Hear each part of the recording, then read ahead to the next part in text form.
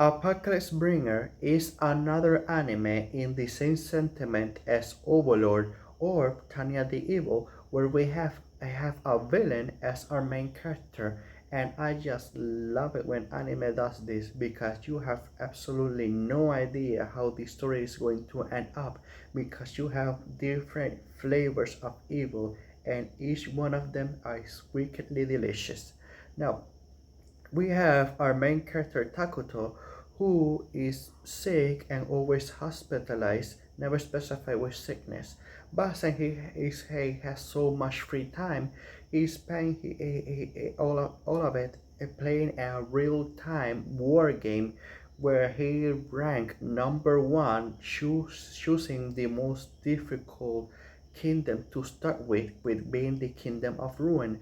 And after doing a little bit of self-celebration, out of nowhere he finds himself being isekai to a different world. But not only him, but also Auto, who is one of the his favorite NPC from the video game that he was playing, and she remembers him quite well. So it did not only it's like Overlord when not only Ainz but also the other NPCs got personalities is something like that, where Takuto got isekai together with one of his NPCs that remembers him fondly and has her own personality that he wasn't able to grasp from the screen from a video game. And at first, they just wanted to spend tranquility together inside the forest, the two of them in peace. But with elves coming, running from persecution, becoming his new as he part of his kingdom, and Takuto being the king, we also got, I kid you not, I was very surprised by this. Not only Takuto was isekai in this world with his OP skills from his specific video game being a real-time war games, we have other people being also isekai into this specific world, but each one of them also have their own OP skills from their own unique video games as well. We have, I think, an RPG. There's another character that I think is a reference to Dungeons and Dragons because she was talking about rolling the dice. So I think that her OP skills have something to do with Dungeons and Dragons. So now, and I suspect that if they ever do a second season, I think that we might be able to see other type of genres of video game being isekai to this world, and each character having their own unique OP skills that have something to do with them. But I was very well surprised how well thought out the mechanics were introduced in this type of anime, because we have Takuto real life war game establishing his kingdom, subordinates being able to summon new subordinates that are also quite strong, and that's all good. But we also have, like I said, an RPG, and you know that RPG, when it comes to certain attacks, you have attacks that cannot be dodged, attack that can break through people, that 100% can break through people's defenses. So even though that only a fraction of that was shown in the anime, I know that if they continue to flesh this out in a second season and throughout the story, it could be quite interesting. Not only with the RPG, and like I said, Dungeons and Dragon. But I'm going to be very honest. I have never played Dungeons and Dragon or anything like that. So how are they going to introduce those type of game mechanics that might make it interesting to everyday people? Let's see.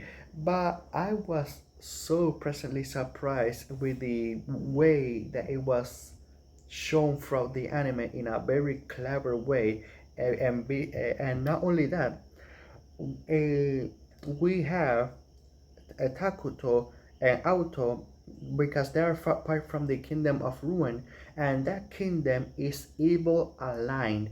They're pretty much the bad guys, And just like Ainz from Overlord, where even though that he was human and now in a new world, and I think the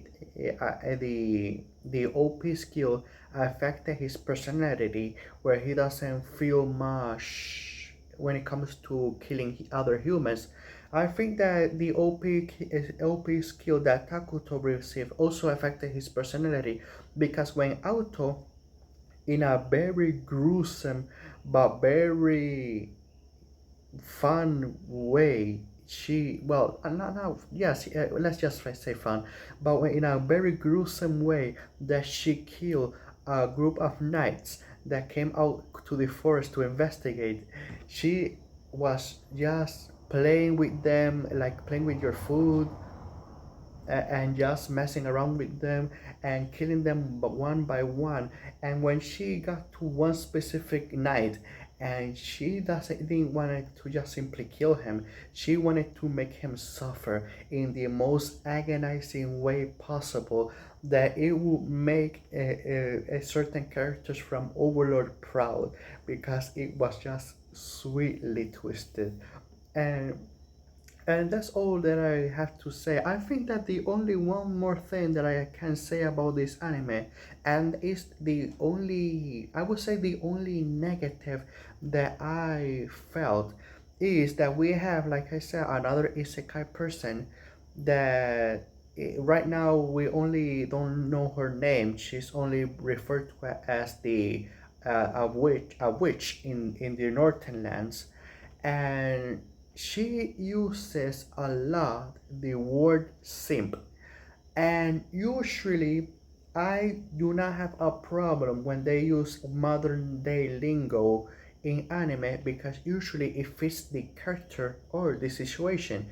Most of the time it's school life, and the character is a gal or a ragauru or something like that. So whenever those type of character use modern day lingo, even though that I know for sure that it wasn't like that in the manga or novel, I don't mind, because it fit the character. But when it comes to this specific character, every time that she says the word simp, it just doesn't sit right with me, because it doesn't fit quite well the character, and it also doesn't fit the situation. This is the type of character that, instead, I'm pretty sure that instead of simp, the actual word used in the novel or manga or even the Japanese version is slave. I'm pretty sure that slave was the correct word that was used, and that word is the one that will fit more the character and the situation. The word simp, each time that she says the word simp, it's just like shock me away and knock me away from the immersion that I was feeling throughout the episode. So that's the only negative that I can say about this anime. But everything else, the twisted way that certain characters kill their enemy, the the way that certain characters, even though their personalities, and even quite well animated, some of the decently animated some of the action scenes, and the whole other isekais, I was very surprised how much I actually ended up enjoying this anime. I knew, coming into it, I knew that I was going to like it, but I actually liked the anime more than I thought I was going to. So I'm just going to give you my score, and I am actually going to give this anime an 8 out of 10. I just love when main characters in animes are evil, because you have no idea. Overlord, Tanya the Evil. There's other anime that right now the name are escaping my mind, but I don't know. There's just something about it that is just fun and different from your everyday good guy anime. So let's end it here with have a good day, have a good night, wherever you're from, and see you next video.